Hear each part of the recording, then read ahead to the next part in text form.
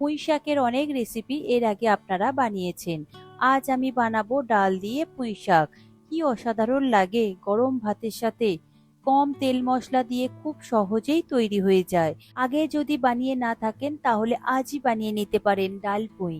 অসাধারণ স্বাদের হয়, এইটা হলে আর ভাত পাতে অন্য কিছুর প্রয়োজনই পড়বে না। নমস্কার বন্ধুরা, কিচেন টেকনিকে আপনাদের সবাইকে স্বাগত। আমি মধুমিতা। আজ নিয়ে এসেছি দারুণ স্বাদের একটা রেসিপি। চলুন দেখে নেওয়া যাক আজকের রেসিপি। ডাল পুঁই বা ডাল দিয়ে পুঁই শাকের জন্য আমি এখানে দু ডাল কুচি দেখে পুঁই শাক নিয়েছিলাম। ডগার অংশটা নিলে বেশি ভালো লাগে খেতে। এরপর পুঁই শাকের ডগার অংশটা খুব সুন্দর করে আমি কেটে নিয়েছি আর পাতাগুলো একটু কুচিয়ে নিয়েছি। পুঁই শাকটা কাটবার পরে আমি খুব ভালো করে জল দিয়ে ধুয়ে নিয়েছি। তারপর জল ঝরিয়ে আমি একটা বোলের মধ্যে নিয়েছি। পুঁই শাকটা আমি সরিয়ে রাখলাম। এরপর নিয়েছি 150 গ্রাম মুগ ডাল। ডালটা আমি আগে থেকে আর ধোবো না, আমি ভাজবার পরে ধুয়ে নেব। আর আপনারা চাইলে ডালটা ধুয়ে নিয়ে তারপরে ভেজে নিতে পারেন। ডালটা আমি এবার সরিয়ে রাখবো। এরপর নিয়েছি অল্প করে একটু মসুর ডাল। এখানে আমি 1 থেকে 1.5 টেবিল চামচ মতন মসুর ডাল আগে থেকে ধুয়ে জলে ভিজিয়ে রেখেছিলাম। এরপর ডালটা আমি ভেজে নেব, তার জন্য একটা কড়াই নিয়েছি। কড়াইটা মিডিয়াম ফ্লেমে একটু গরম হয়ে গেলে তার মধ্যে আমি মুগ ডালটা দিয়ে দেব। মুগ ডাল দেওয়ার পরে গ্যাসের ফ্লেমটাকে লোতে রেখে ভালো করে একটু নাড়াচাড়া করে ভেজে নিতে হবে 3 থেকে 4 মিনিট মতন সময় ধরে। যখনই দেখবেন ভাজা একটা সুন্দর গন্ধ আসবে আর ডালটার মধ্যে একটু হালকা করে কালার চেঞ্জ হবে, ঠিক সেই পর্যন্ত আপনারা ভেজে নেবেন। ডাল ভাজা হয়ে গিয়েছে, হালকা হালকা লাল হয়ে গিয়েছে। এর মধ্যে এবার জল দিয়ে দেব। তবে এই সময় গ্যাসের ফ্লেমটাকে আমি বন্ধ করে দিয়েছি। জল দেওয়ার পরে হালকা করে একটু নাড়াচাড়া করে নেব। তারপর ডালটা কিন্তু খুব বেশি ঘষে ঘষে ধোবেন না, একবার কি দুবার ভালো করে একটু ধুয়ে নেবেন। কারণ খুব বেশি ঘষে ঘষে ধুলে ডালের থেকে যে সুন্দর একটা ফ্লেভার বা গন্ধ আছে সেটা চলে যাবে। ডালটা আমি দুবার জল পাল্টে ধুয়ে নিয়েছি। এরপর এর মধ্যে দিয়ে দেব মসুর ডাল। মসুর ডালটাও আমি জল ফেলে দিয়েছি। মসুর ডাল দেওয়ার পর এর মধ্যে পরিমাণ মতন জল দিয়ে দিতে হবে, যাতে ডালটা খুব ভালোভাবে সিদ্ধ হয়ে যায়। জলটা আপনারা নিজেদের প্রয়োজন মতো দিয়ে দেবেন। এরপর ডালের মধ্যে দিয়ে দেব হাফ চা চামচ নুন আর দিয়ে দেব সামান্য একটু হলুদ গুঁড়ো। নুন আর হলুদ দিয়ে ডালটা সিদ্ধ করলে ডালটা তাড়াতাড়ি যেমন সিদ্ধ হয়ে যায় আর ডালের কালারটাও সুন্দর আসে। এরপর গ্যাসের ফ্লেমটাকে মিডিয়াম টু হাইতে দিয়ে এটাকে আমি ঢাকা দিয়ে দেব। ডালটাকে পুরোভাবে সুসিদ্ধ হওয়া পর্যন্ত আপনারা সিদ্ধ করে নেবেন। এরপর ঢাকা খুলে আপনাদের আমি দেখিয়ে দেব। আমার ডালটা সিদ্ধ হতে 15 থেকে 16 মিনিট মতো সময় লেগেছে।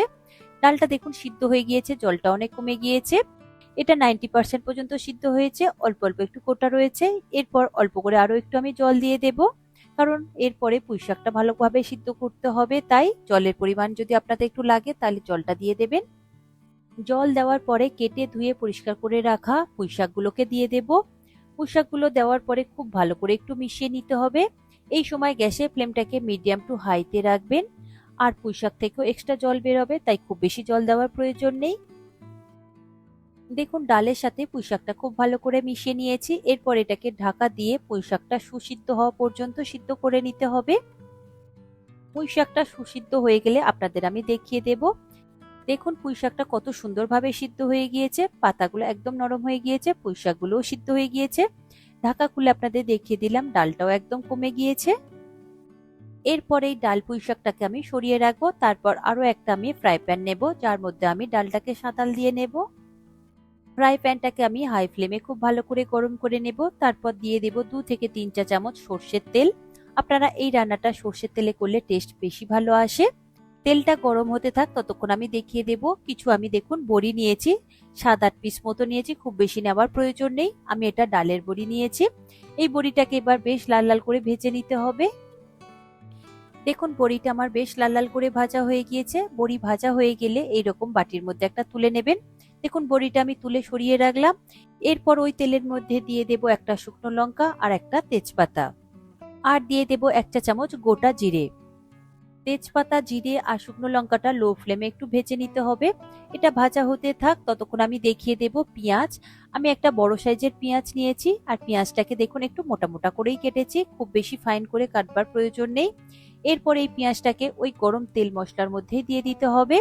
দেওয়ার পর গ্যাসের ফ্লেমটাকে মিডিয়াম টু হাইতে রেখে পেঁয়াজটাকে একটু লাল লাল করে ভেজে নিতে হবে। তবে পেঁয়াজটা খুব বেশি কালো কালো করে ভাজবার প্রয়োজন নেই, দেখুন আমি যেমন ভাজছি।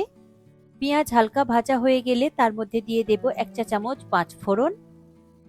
5 ফোড়ন দেওয়ার পর গ্যাসের ফ্লেমটাকে মিডিয়ামে রেখে খুব ভালো করে একটু ভেজে নিতে হবে। পেঁয়াজটা ভাজা হোক ততক্ষণ আমি দেখিয়ে দেব বাকি মশলাটা। দেখুন আমি এখানে নিয়েছি 7-8 পিস মতন রসুনের কোয়া আর নিয়েছি 1 ইঞ্চি মতন আদা। আদা আর রসুনটাকে আমি খুব ভালো করে থেঁতো করে নিয়েছি। এখানে কিন্তু আমি কুচিয়ে ব্যবহার করিনি কিংবা বাটাও ব্যবহার করছি না। এখানে এইভাবে থেঁতো করে ব্যবহার করলে বেশি ভালো টেস্ট আসবে আর খেতে বেশি ভালো লাগবে। আর ঝালের জন্য দিয়ে দেব 3টে কাঁচা লঙ্কা, তবে ঝালটা আপনারা নিজেদের স্বাদ অনুযায়ী দিয়ে দেবেন।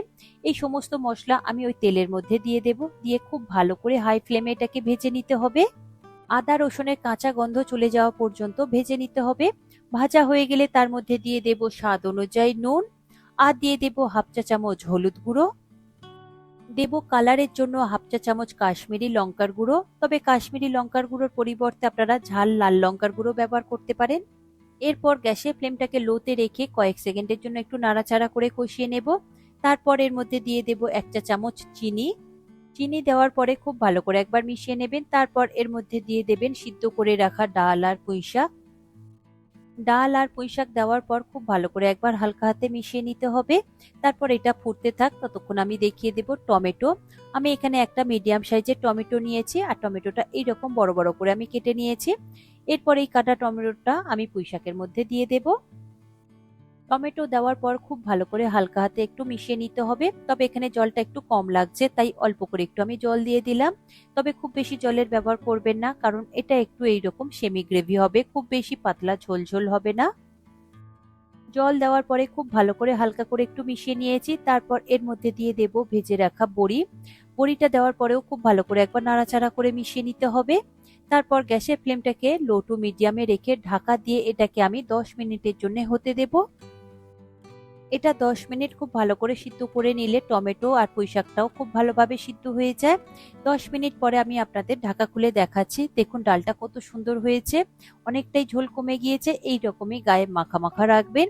এরপর উপর থেকে একটা কাঁচা লঙ্কা দিয়ে দেব। তারপর খুব ভালো করে মিশিয়ে নেব। গ্যাসের ফ্লেমটাকে আমি বন্ধ করে দেব। তারপর এটাকে আমি ঢাকা দিয়ে রেখে দেব 5 মিনিটের জন্য স্ট্যান্ডিং টাইমে। তারপর আপনারা 5 মিনিট পরে এটা গরম ভাতের সাথে পরিবেশন করবেন। দেখবেন কি অসাধারণ খেতে লাগে, অসম্ভব সুন্দর হয়। তবে খাবার সময় উপর থেকে অল্প করে একটু সর্ষের তেল ছড়িয়ে দেখবেন আরো সুন্দর খেতে লাগবে। 5 মিনিট পরে আমি একটা সার্ভিং কড়াইয়ের মধ্যে এটাকে সার্ভ করে নিয়েছি। দেখুন কতটা সুন্দর দেখতে হয়েছে। আর ডালটা দেখুন একদম পাতলা ঝোল নেই, এই রকমই রাখবেন। খেতে কিন্তু অপূর্ব হয়েছে। আপনারা এইভাবে একবার বানিয়ে দেখবেন প্রতিটা স্টেপ ফলো করে। এটা হলে দেখবেন আর অন্য কোনো রেসিপির প্রয়োজনই পড়বে না। পুরো রান্নাটা দেখে নিশ্চয়ই আপনারা বুঝতে পেরেছেন যে খুবই কম তেল মশলাতে ব্যবহার করা হয়েছে। এখানে কোনো রকম ভাবে জিরে ধনেও ব্যবহার করা হয়নি কিংবা গুঁড়ো লঙ্কাও আমি ব্যবহার করিনি, তবে আপনাদের প্রয়োজন হলে আপনারা ব্যবহার করতে পারেন। আর এই রান্নাটা খুব তাড়াতাড়ি তৈরি হয়ে যায় আর খুবই সিম্পল রান্না, যে কেউ খুব সহজেই তৈরি করতে পারবেন। এই রেসিপিটি আপনাদের কেমন লাগলো কমেন্টে অবশ্যই জানাবেন। আর যদি ভালো লেগে থাকে তাহলে লাইক শেয়ার করবার অনুরোধ রইল। সাথে এই রকম সব নিত্য নতুন রেসিপি পাওয়ার জন্য কিচেন টেকনিককে সাবস্ক্রাইব করে রাখবেন। আজ তাহলে এই পর্যন্ত, আবারও দেখা হবে অন্য কোনো রেসিপির সাথে। সবাই ভালো থাকবেন, সুস্থ থাকবেন আর ভিডিওটি পুরো দেখার জন্য অসংখ্য ধন্যবাদ।